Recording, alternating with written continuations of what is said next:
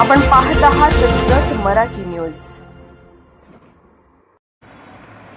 सांगलीला नवे नेतृत्व डॉक्टर मैनाक घोष यांनी जिल्हाधिकारी पदाची धुरा स्वीकारली। विकास कामांना वेग देण्याचा निर्धार। अशोक काकडे यांची मुंबईत बदली। अनुभवी IAS अधिकारी डॉक्टर घोष यांच्याकडून प्रशासनात नवा उत्साह। सांगली जिल्ह्याच्या प्रशासनात मोठा बदल घडत असून अनुभवी व गतिमान अधिकारी डॉक्टर मैनाक घोष यांनी आज जिल्हाधिकारी पदाचा पदभार स्वीकारला। माजी जिल्हाधिकारी अशोक काकडे यांची मुंबई येथे कृषी औद्योगिक विकास महामंडळाच्या व्यवस्थापकीय संचालकपदी बदली झाल्याने हा बदल झाला आहे।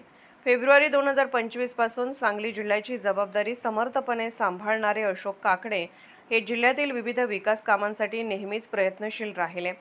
त्यांच्या कार्यकाळात अनेक उपक्रमांना चालना मिळाली। दरम्यान 2019च्या तुकडीतील IAS अधिकारी असलेले डॉक्टर मैनाक घोष हे यापूर्वी यवतमाळ तसेच धाराशिव जिल्हा परिषदेत मुख्य कार्यकारी अधिकारी म्हणून कार्यरत होते।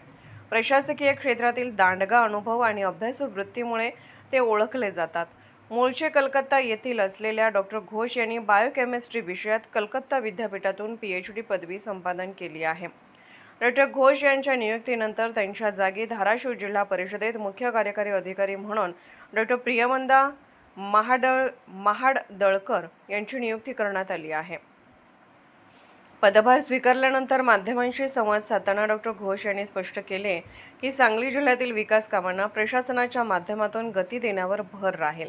तसेच महसूल प्रशासन आणि सर्वसामान्य नागरिकांचे प्रश्न तातडीने मार्गी लावण्यावर विशेष लक्ष दिले जाईल। नव्या जिल्हाधिकाऱ्यांच्या आगमनामुळे सांगली जिल्ह्यात विकास कामांना नवी दिशा आणि गती मिळेल अशी अपेक्षा व्यक्त केली जात आहे। जत मराठी न्यूज चॅनलला लाईक करा, शेअर करा आणि सबस्क्राईब करा।